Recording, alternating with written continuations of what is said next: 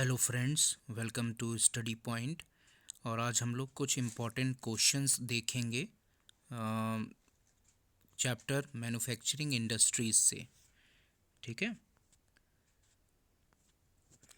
तो पहला क्वेश्चन है और ये 3 मार्क्स के क्वेश्चन है। ठीक है, टर्म 2 के हिसाब से जो आपका इस बार जो सब्जेक्टिव होगा। तो ये जो पहला क्वेश्चन है, explain any 5 factors affecting the location of a industry. और ये 2015 में पूछा भी गया था बोर्ड एग्ज़ाम में। ये इसका आंसर आपको देना है।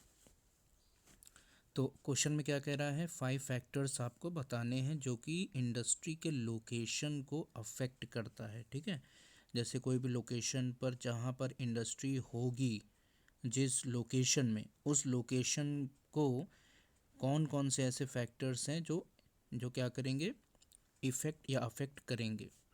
तो उनमें से पहला जो है वो है अवेलेबिलिटी ऑफ रॉ मटेरियल।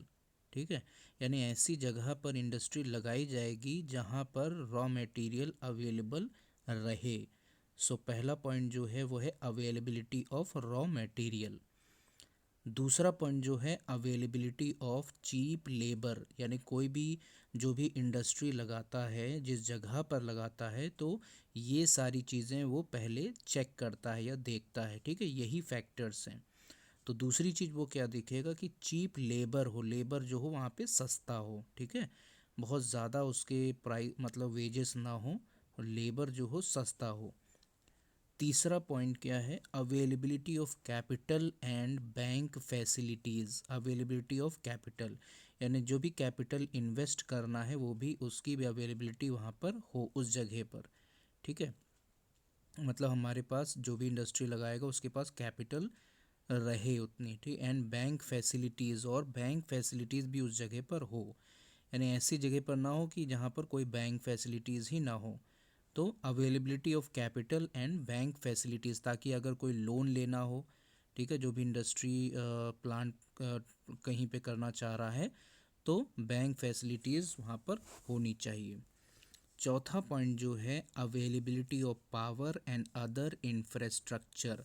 ठीक है, अवेलेबिलिटी ऑफ पावर मतलब वहाँ पे पावर सप्लाई होनी चाहिए। ठीक है, ऐसी जगह ना हो कि बिल्कुल भी पावर सप्लाई ना हो, वहाँ पे इलेक्ट्रिसिटी ना हो। ठीक है, तो क्योंकि विदाउट इलेक्ट्रिसिटी फिर इंडस्ट्री कैसे, मतलब बहुत सी मशीनें हैं, बहुत से टूल्स वहाँ पे, इक्विपमेंट्स काम करते हैं, तो वो कैसे चलेंगे। तो पावर की अवेलेबिलिटी होनी चाहिए, अदर इंफ्रास्ट्रक्चर, ठीक है, जो भी और बेसिक चीज़ें हैं वो भी सारी चीज़ें होनी चाहिए। पांचवा पॉइंट क्या है, availability of adequate and Swift means of transport. अब ये भी एक बहुत ही इंपॉर्टेंट पॉइंट है। एडिक्वेट मतलब पर्याप्त मात्रा में, और वहाँ पर एक स्विफ्ट मतलब तुरंत एक जगह से अगर दूसरी जगह ट्रांसपोर्टेशन करना है, क्योंकि अगर इंडस्ट्री लगेगी तो बहुत सा रॉ मटेरियल्स भी वो क्या करेगी, परचेज़ करेगी, मंगाएगी। ठीक है, इंपोर्ट करेगी, और अपने भी जो फिनिश्ड गुड्स हैं उसको भी क्या करेगी, वो ट्रांसपोर्ट करेगी। तो उसके लिए ट्रांसपोर्ट का वहाँ होना बहुत ज़रूरी है, अवेलेबिलिटी।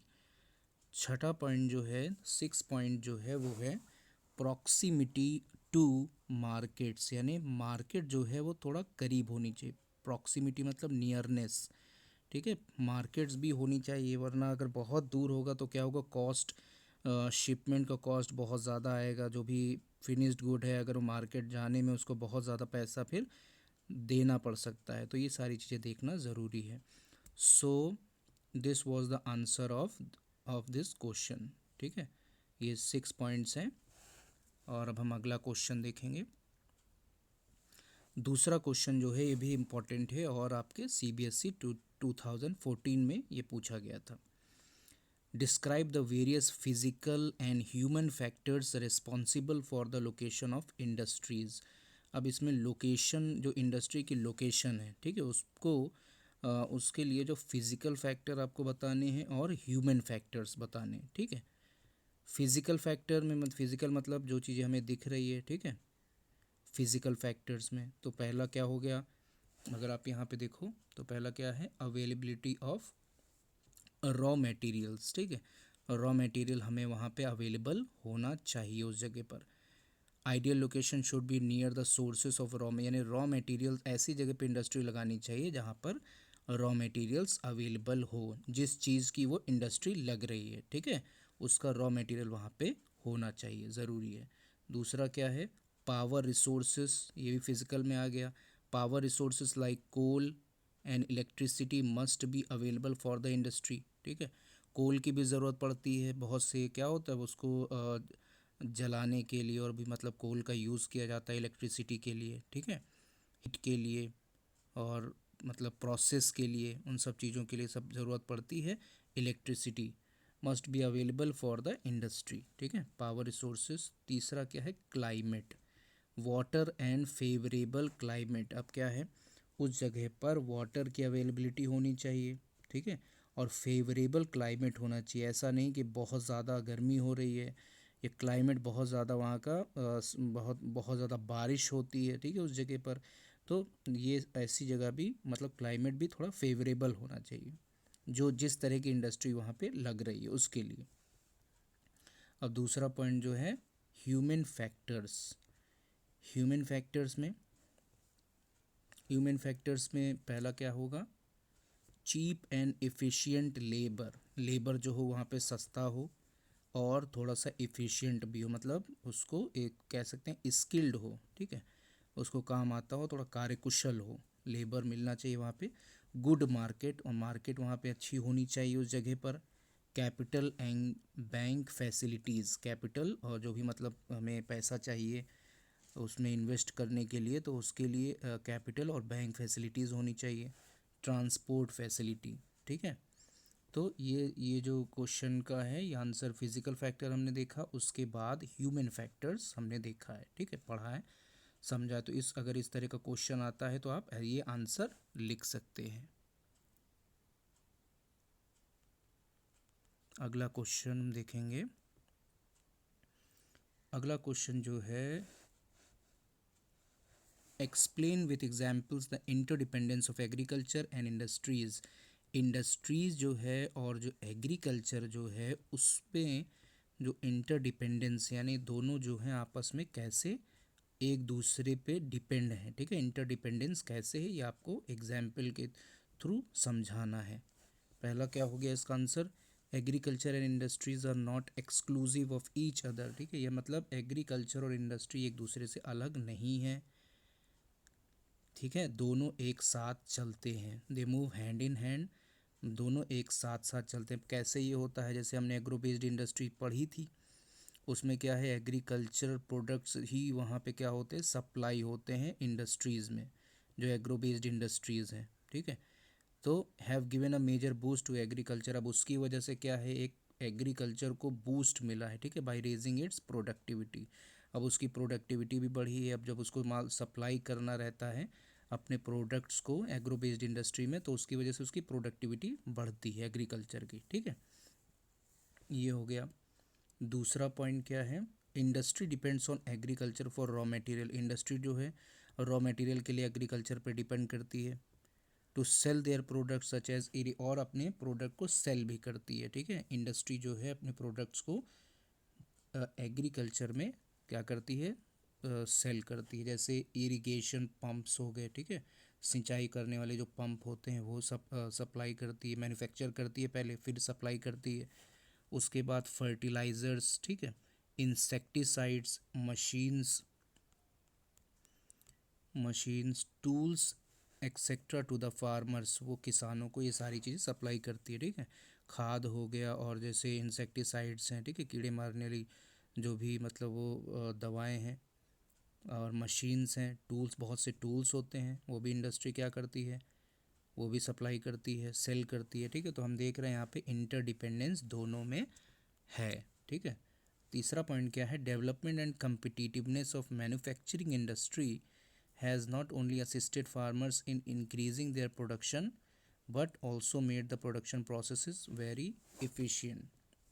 अब इसका क्या मतलब है कि जो डेवलपमेंट हुआ है मैन्युफैक्चरिंग इंडस्ट्रीज़ में, और इतना ज़्यादा कम्पिटिटिवनेस बढ़ा है, ठीक है, तो उसकी वजह से क्या है, फार्मर को ना केवल उसने मतलब बहुत मदद करी है अपने प्रोडक्शन को बढ़ाने में, but also made the production processes very efficient. अब उसको बहुत ही एफिशिएंट कर दिया है। कैसे? जैसे पहले हाथों से ही मैनुअली काम होता होगा, लेकिन अब क्या इंडस्ट्री में नए नए इक्विपमेंट्स आ रहे हैं, ठीक है, नए नए मैन्युफैक्चरिंग हो रही है, नए नए इक्विपमेंट्स टूल्स फार्मर्स को अवेलेबल कराए जाते हैं, ठीक है, जिसकी वजह से बहुत ही इफ़िशिएंट जो है फार्मर को जो मतलब एग्रीकल्चर करने में बहुत ही इजी होता है। तो इसका आंसर हमने देखा। नेक्स्ट क्वेश्चन, नेक्स्ट क्वेश्चन है what are the contribution of industry to national economy. अब नेशनल इकोनॉमी में इंडस्ट्री का क्या कंट्रीब्यूशन है, इसके बारे में हमें पढ़ना है, आंसर देना है इसके बारे में, ये क्वेश्चन है।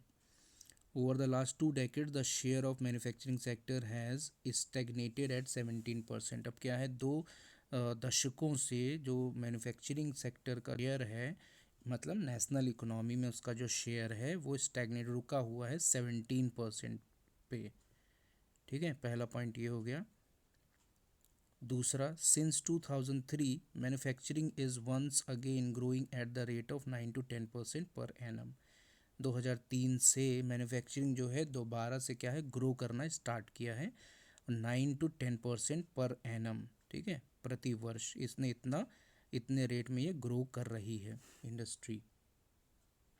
Third point, with appropriate policy interventions by the government, और गवर्नमेंट ने भी बहुत सी पॉलिसीज़ बनाई इंडस्ट्रीज़ के लिए, ठीक है, and renewed efforts by the industry, और जो जो इंडस्ट्री के जो बहुत से एफर्ट्स इंडस्ट्री लगा रही है, ठीक है, अपने प्रोडक्ट्स को और बेहतर बनाने के लिए, इंडस्ट्री को और भी ज़्यादा ग्रोथ के लिए, अपने ग्रोथ के लिए, to improve productivity manufacturing can achieve its target over the next decade.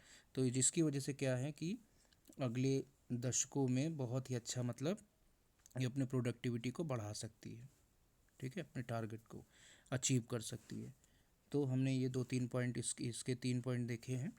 तो आई होप कि आपको कुछ समझ में आया, ठीक है। अगर आपको कोई भी कन्फ्यूजन इन क्वेश्चनों में हुई है, इनके आंसर में, तो आप कमेंट में मुझे बता सकते हैं, ठीक है। सो नेक्स्ट जब वीडियो मैं बनाऊंगा तो उसमें आगे के क्वेश्चंस को हम डिस्कस करेंगे। Thank you for watching.